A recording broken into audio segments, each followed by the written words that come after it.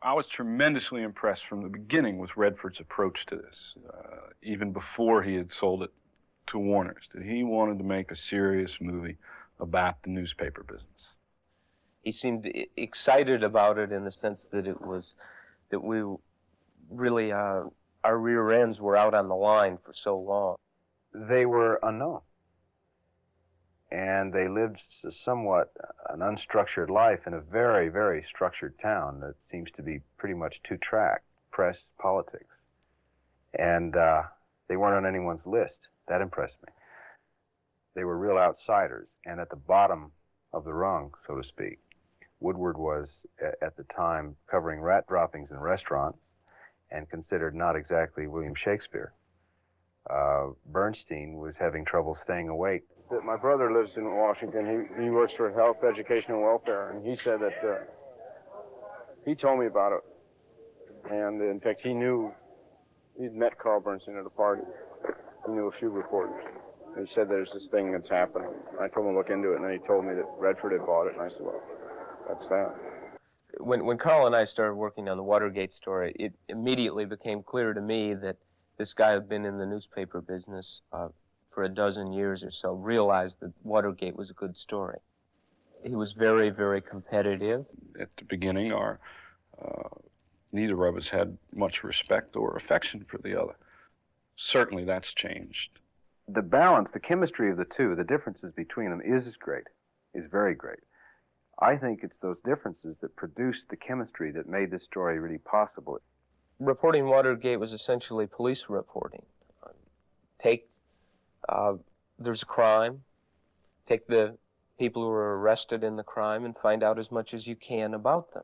The essence of investigative reporting is make people say things they don't want to say and tell you things they don't want to tell you.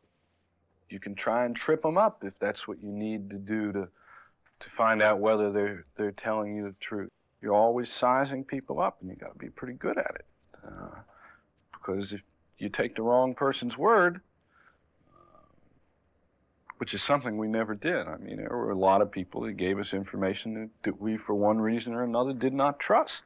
I think probably the biggest story was, without a doubt, the Mitchell story. Mitchell was such a known figure. I mean, there he was. There was that guy's face plastered all over paper after paper, smoking a pipe while Washington burned. Well, we ran a story saying that Mitchell was one of the 5 people that controlled the secret funds that paid for Watergate and other undercover activities, and that he had controlled them while he was Attorney General of the United States. And I said, well, I'm going to call Mitchell in the Essex House in New York. So I called him about 11:30 at night, and he answered the phone, and I identified myself. And I started to read him the story. I read a few words more, and he said, Jesus. Finally got to the end of the first paragraph, and he said, Jesus. My first question, I think, to Carl was, are you sure it was Mitchell? And second, was he drunk or sober? And then I made him go through the whole story again to be sure that as a way of checking on his accuracy to find out whether he was writing from notes or he was making it up or elaborating on slight notes, but he told it to me exactly the same way the second time. There are shots of great stone buildings that are enormous and that dwarf the characters in the film. And you just feel the enormity of the power they're up against, the enormity of impersonal government, and our fantasy of it as well. And against that, there are these little cards, these little scribbles that, pieced together, will cut right through those walls and force certain areas of our power to crumble.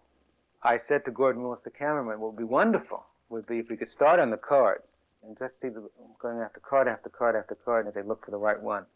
And then have the camera slowly pull all the way up to the top of the dome of the Library of Congress. One gets a sense of the hopelessness, the sense of smallness. We were afraid a lot of times. We were sometimes afraid for our lives. Maybe it was a paranoid reaction, maybe it wasn't. Going out and seeing source in the underground garage, Deep Throat. There's one incident in particular in which it was just damn terrifying because I knew the stakes. I think that the identity of Deep Throat will come out someday. In fact, I'm surprised it hasn't come out already. I think it's clear from the book and I hope from the movie that it's somebody who was conscience-stricken, somebody who crossed lines that somebody in that sort of responsible position rarely crosses and crossed for the best of reasons. The night before, Woodward had seen Deep Throat, and Deep Throat had told Woodward, people's lives might be in danger, including your own. And Woodward called me over to his place, and the stereo was on, and he sat down at the typewriter and started typing. And it says, Deep Throat says our lives might be in danger. Background, action. Woodward! I think what kept them going, in spite of everything, is that they were just caught up in the excitement of this thing. I would say probably close to the point of obsession.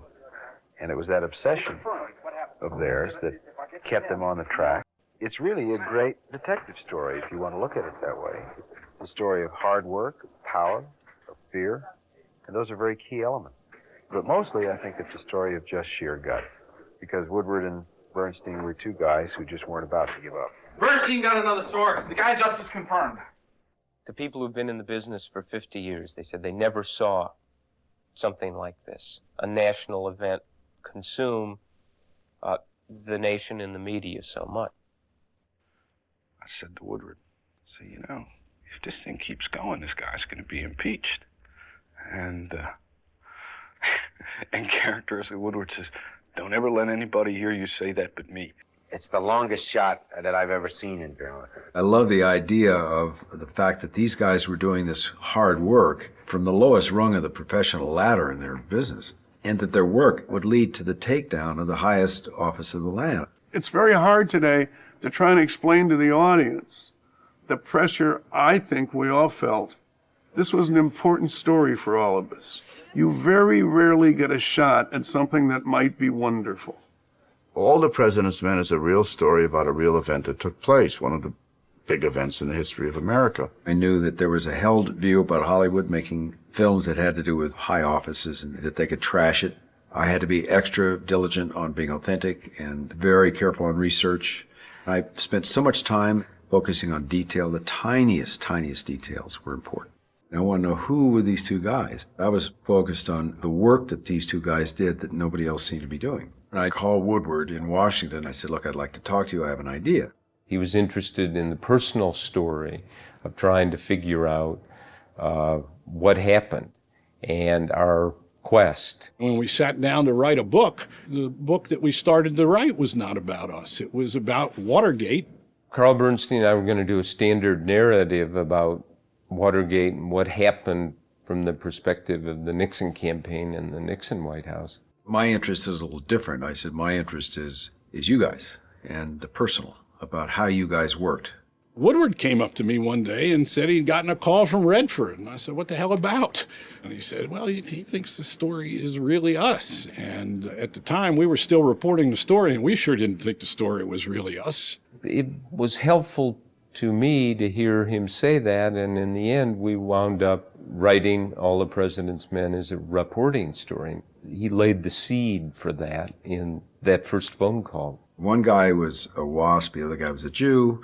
One guy was a Republican, the other guy was a radical liberal. They didn't really care for each other, but they had to work together. And I thought, now that dynamic is character-driven, and I like that. I'm fascinated. What do these guys do under those conditions? I ran against an obstacle from the Post because the Post was starstruck, but at the same time they were dubious and skeptical and wanted to hedge their bets of us being there because it could be Hollywood crap.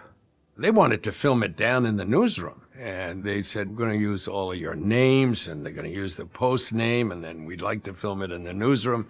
I was appalled. I thought that would be incredibly disruptive. Bradley was a tricky, very smart, I like him a lot, but he's tough. He's very plain and outspoken, very confident, very charismatic. But I ended up with a really good relationship with him. He was very helpful. I was terrified because You knew that everybody who was going to talk about this film had at one time or another been in a newsroom. Every power on television, they all began in newsrooms, and we knew if we Hollywooded it up, we would be in terrible trouble. Our fears, and certainly mine, were that it would become a Hollywood production number, and it wouldn't be the truth. The worst thing, by the time the movie got around to actually happening, was all anybody would say to me was, gee, don't you think we all know enough about Watergate? So how do you make people know you don't know the whole story? I still didn't shift from the idea that the movie should only go to the point where it became widely known, that it was the story underneath the story. Woodward was at that time, I think 29, a Yale graduate, thought he wanted a report, and I think he was the lowest paid person on the Washington Post at this time. And Bernstein had been around newspapers, but he was no blazing genius going on to glory. They were these two schlubs who did this phenomenal, brilliant, dogged work on this story and helped break it. Goldman took me to a hotel room when he started working on the screenplay, and he said, now don't look at notes, don't look at the book, just talk. So some of that stuff is almost verbatim, reshaped possibly a little bit to make it more filmic, but it was verbatim about what they actually experienced, because they kept records of everything. Woodward was a fabulous help to me. What was tricky was the story, trying to make the story hold. It wasn't like you have tremendous swordplay when the movie gets boring. This was just two guys plodding along, and the whole movie was risky. Nobody had any idea the movie would work. These two guys essentially did the same thing over and over. They go knock on your door and say, hello, we're Woodward and Bernstein, can we talk to you? A lot of people said no. No major studio makes this kind of movie. They don't want to. If you ask the executives, everybody knew the story. Oh my God, Watergate, yuck. They didn't want to hear that anymore. The studio that bid for it was Warner Brothers. But then they said, look, we had to pay so much for the book, you got to be in it. And so that led to my being in it, which I did not plan to do. But I think he felt if he went with an unknown in the other part, the balance of the movie would have been screwed up. I was at a Knicks game in New York, and Redford was there, and he leaned over, and he said, do you want to play Carl Bernstein? There was something about Dustin. I knew him a little bit. We were both Knicks fans. What I knew about him was this nervous energy, very, very perfectionist and neurotic and funny and smart, and put all that into his work. It's rare when you get a chance to do a movie that's based on a real person. And it's even rarer when you get a chance to play someone where the screenplay's coming from a book, because it tends to be more layered and richer. First thing I wanted to do was meet Carl Bernstein. He invited me to his parents' house for Seder. Those guys pretty much lived with us for a number of months. We did get to know each other very well. I liked him. He was charming. He looked New York, but he didn't sound it. It sounded almost like a Southern accent. I gave him my wallet, as I remember, and he used my wallet. But also, I gave him my watch that I wore during Watergate, which was a high school graduation present. Dustin was extraordinary. He could imitate anybody. He could call up Woodward posing as Bernstein and have a conversation with him. What I learned is that Woodward was the didactic one. A leads to B, B leads to C, and you get confirmation on two sources for each one, and Carl was the opposite. A goes to B, and then F, and then L. And at times it may have driven Woodward crazy, but he turned out to be right. He just made leaps. And I moved to Washington, D.C. before the film started, and I went to the Washington Post every day. I met the people. I hung out there. I was there for about 2-3 months. I didn't want to leave. Dustin was fantastic. I remember there was a jumper and a couple of blocks away. A guy was going to leap off a building, and asking him if he'd like to go watch that. And I went with him, and a bunch of us went. And he disrupted the whole thing because people recognized him, and they looked at him and not the poor guy that was trying to jump, who didn't jump. My character was entirely different because on the surface, Bob appeared to be just perfect. You just knew his lawn was cut, and there was really careful, slower speech, well thought out, very humble, very polite. Finally, what I came to the conclusion of was that he was a man of just sheer hard work. He was obsessed with hard work, but that the exterior of him, which probably came from his Middle West background and being a Republican by party, might hide some other thing. And what I concluded was the thing that was submerged was a killer instinct. He would not let Bernstein get ahead with an assumption, and that was tension. But that was also Woodward's way of making sure when he got down to the moment, he could put the knife in the right way, and it would get results. I really felt at that time there had to be a partner. I wanted a director that had a classy sensibility. I wanted to portray the villains as people who, from their point of view, had rational thinking, and some of them weren't bad people. And I had Pakula on my mind. I mean, clearly in our first meeting, it was something that was going to captivate his interest. Alan was there to do something. I don't think it was a matter of conscious control. There was something motivating him. He felt that it had to be completely rethought and kind of restructured, and so we did that together. Here's where Pakula was one of the many ways in which he was my kind of director. He allowed us to make phone calls, and we'd both come back from our sources. My source was, Bernstein. His was, and he says, well, Bob says this about what happened. I said, that's not what Carl says. Carl says this, but the energy of it would always provide something for what we were shooting that day. Because even though the script was written, it was constantly morphing into something else, which I think is what a script should do. Because at some point, you shoot the film, you don't shoot the script. And when you're on the front line with it, there's a whole new life that starts to happen. And good directors, I think, go with it. Alan Pakula understood journalism. He understood journalists. He understood me, Bernstein, Woodward. He spent an enormous amount of time with us. We had great fun because he had a great sense of humor. And he loved the psychology of it. He said, I love Dustin. He's the only oral anal compulsive. he's got it going both ways. That's what he said. Because Dustin was like amazing energy and amazing challenge and how come and why. And he's always eating something. And so Pakula just loved it. He loved the differences between Dustin and I and the characters. Pakula once took me out for dinner, man who I really loved, just to have dinner with me and look me right in the eye and at a certain point say, is there anything that you want from me as a director as we start this adventure? And I thought it was such a sweet thing to say. I mean, directors don't usually say that. And I looked at him, I said, do you want the first thing that came into my mind? He said, yes. I says, make me look handsomer than Bob. And he laughed, and then I knew we were going to get along. Gordon Willis was Alan's choice because he had worked with him. I met Alan early on, and I think he'd done one movie or possibly two. And he came to New York to do Clute. That worked out extremely well for everybody.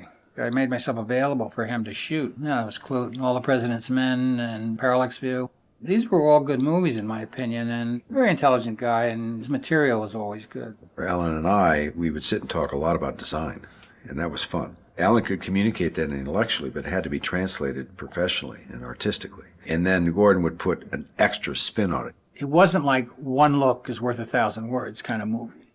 It was one look had to be 1,000 words. You were delivering information all the time. And structuring the visual framework for this movie, you had to do one, deliver information, make it interesting, not go over the top with a lot of aesthetics. I sort of hung the visuals on this poster art kind of feeling in the Washington Post, the blue, white, this fluorescent thing. So there was a lot of juxtaposition of imagery. So you were there, then you were in the garage. Gordon Willis, who was amiably called by Hollywood the Prince of Darkness, because he was one of the first cinematographers not to light the eyes in the old Hollywood way, but to keep a lot of stuff in darkness. In fact, one time a makeup person was was trying to get the sweat off, and he was saying, leave it on. That's what I'm lighting them with. It's the reflection of the sweat. I believe in relativity, actually, and visual structure and telling a story in a movie. And light to dark, dark to light, big to small, small to big. And that same philosophy would apply in President's Men. And there's two shots, one in the Library of Congress where we start on these two people and pull back, and they become little people in a huge sea of books and information. And then we did it again when they're in this car trying to find out these addresses. And then as the camera would pull back, it'd go into a helicopter shot of the entire city to show these guys are just two little characters in this massive sea of stuff. And it was the same premise, needle in a haystack, finding this information. The only time you really saw real light was when you were in the newsroom, but it was also completely sterile light. It was without dimensions. It was just flat, fluorescent, harsh light, which was exactly reflective of the harsh, tough news that had to be found to lead people to the light in the newsroom. The newsroom is where the light was going to be found, and once they left there, it was either in the dark. So you take an obvious idea and apply it in a simple way, and it always works, in my opinion. Gordon was one of those cinematographers, and I've only worked with a few who do this, who look at you to capture every single angle in their mind of what is right and best for you and what is interesting. I believe that one of the reasons the movie works is because Gordon Willis's camera work was so brilliant. He was so important for this movie because of the paranoia that is there. And the other thing that I had discussed with Alan prior to that, I said, well, you know, it's really a deep focus movie. I said, you want to see what's going on front and back all the time. There's one shot of Redford talking on the phone, and we keep moving in and moving in and moving while he's talking. And in the background, you can see all these people around the TV sets, etc. So I had some systems built for the camera, which was literally a sliding diopter system, so we could get more depth. And we used it a lot in the newsroom.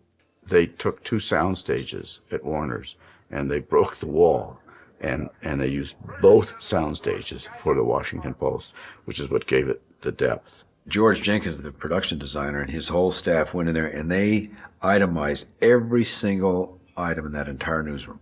They took trash from the Post newsroom wastebaskets and sent it out to California to give it an authenticity.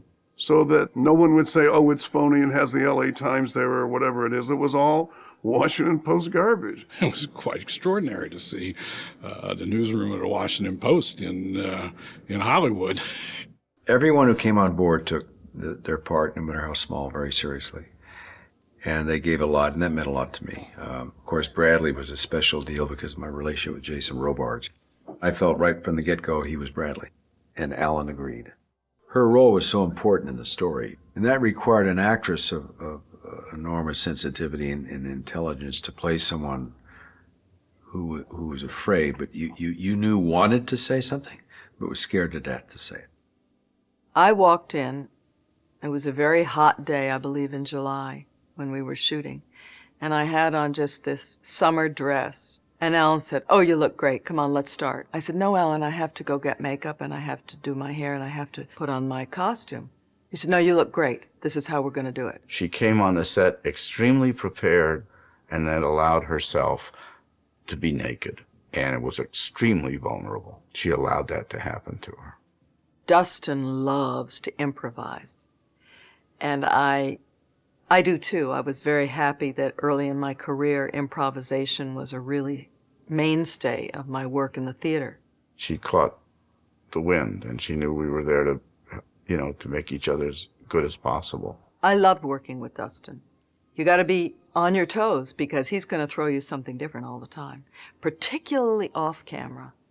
If Dustin's off camera and say it's my close-up, watch out because he'll throw me something that is totally out of the blue. Like he'll just say, what did you have for breakfast?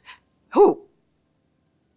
And then you're supposed to respond with the lines. So it's a lot of fun, but also a little nerve-wracking sometimes to work with Dustin. But that scene, it worked like gangbusters. Redford said one of the most brilliant things to me, and I don't like to give a good-looking guy a non-Jew credit.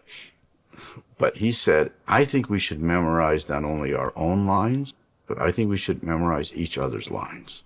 He says, because I think we should interrupt each other. If I start to say a question, if you know my line, you'll finish it. I said, in other words, the two of us are one person. He says, that's right.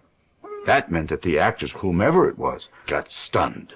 Then we kept them off center, and they loved it. At first, maybe they didn't, but they understood what we were doing. And Pakula embraced it, and very few directors would have embraced that. Alan Pakula was just wonderful to work with, wonderful with actors. Alan Pakula presented us every day with an opportunity to get everything there was to get out of a scene.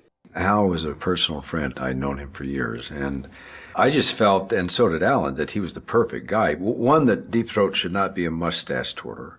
I thought he should have dignity. I thought he should be portrayed as somebody who was tortured and had a lot of integrity and was up against the edge of betrayal of his profession, and that he wanted to save the FBI because he was convinced that Nixon was out to do it in, which I think, by the way, was true. This gang surveyed people and tailed people and bugged phones, wiretap, that he was in constant danger, which put the fear into him, which put the fear into Woodward. The meetings and the transactions with Felt were frightening. To go into an underground parking garage at 2 a.m. in the morning, when it's empty, when it's dangerous, when your paranoia seizes you, as it did me. You don't worry about the strangeness and the oddity. What you worry about is some way to protect your own ass. You knew you had to make the garage a villain.